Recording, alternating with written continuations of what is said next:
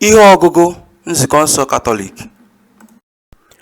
Mọnde, izu ụka nke atọ n'oge olileanya onye nzọpụta. Ihe ọgụgụ nke mbụ.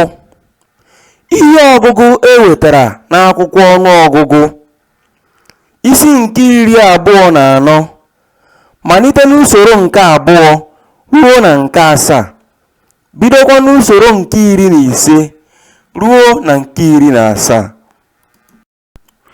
Mgbe Balam chere ihu n'ịkpa, hụ ndị Izrel ka ha nọ n'agbụrụ, mmụọ nke Chineke dakwasịrị ya.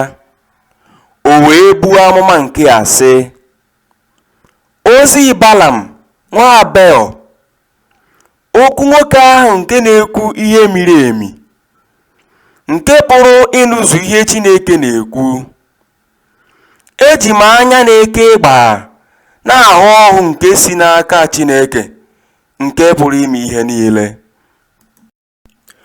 Ụlọ ikwu ndị Izrel mara mma nke ukwuu, dịka igu nkwụ nke a tụrụ n'ọgbara dị ogologo, ma ọ bụ dịka ubi nke a kụrụ n'akụkụ osimiri, dịka achara aloes nke dị nwe n'ụkwụrụ, ma ọ bụ osisi sida nke na-eto n'akụkụ iyi.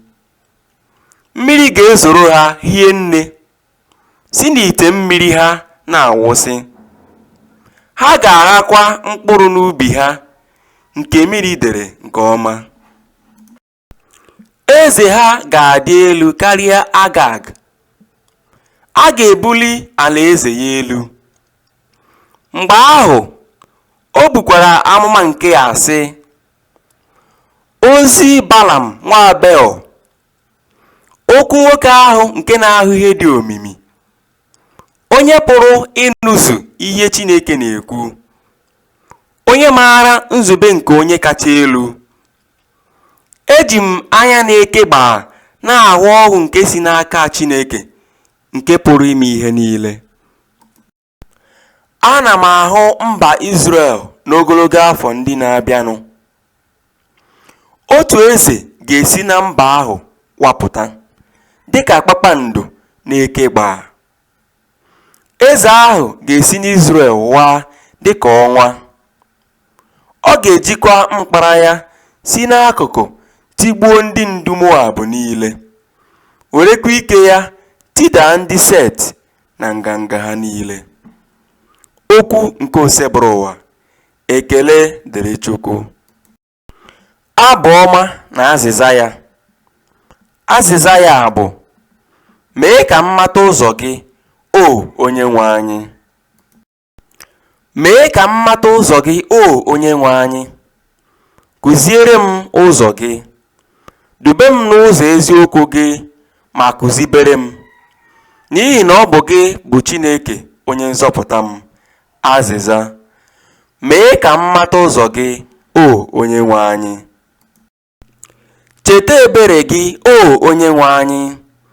Chetakwa ịhụnanya gị na-enweghị ube nke ị gosiri site na mgbe ochie. Echetakwala mmehie niile m mere mgbe m dị na nwata, kama cheta m n'ịhụnanya gị, n'ihi ịdị mma gị, o Onyenwe anyị. Azịza: mee ka m mata ụzọ gị, o Onyenwe anyị. Onyenwe anyị dị mma, bụrụkwa onye ezi omume. Ọ na-akụziri ndị mmehie ụzọ. Ọ na-eduzi ndị umeala n'ihe niile kwụ ọtọ. Ọ na-akụziri ndị ogbenye ụzọ ya. Azịza: mee ka m mata ụzọ gị, o Onyenwe anyị. Mbeku. Aleluya, aleluya. Gosi anyị ịhụnanya gị dị ọkpụ, o Onyenwe anyị. Nyekwa anyị nzọpụta gị. Aleluya.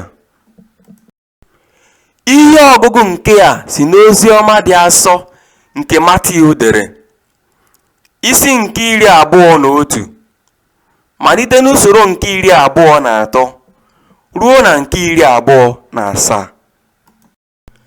Mgbe Jesu batara n'ụlọ nsọ, ndị isi nchụaja na ndị okenye ndị Juu bịakwutere ya ka ọ na-akụzi nkụzi jụọ ya sị, olee ike iji eme ihe ndị a niile? Onye nyere gị ike a? Jesu zara ha sị, aga m ajụkwa unu otu ajụjụ. Ọ bụrụ na unu zaa m ya, aga m agwa unu ike m ji eme ihe ndị a niile. Ebee ka mmiri chukwu nke Jọn si? O si n'eluigwe ka o si n'aka mmadụ? Ha bidoro rịtaba ụka n'etiti onwe ha na-asị, ọ bụrụ na anyị ekwuo sị, o si n'eluigwe, ọ ga-ajụ anyị sị, gịnị mere unu ejighị kwenye na ya?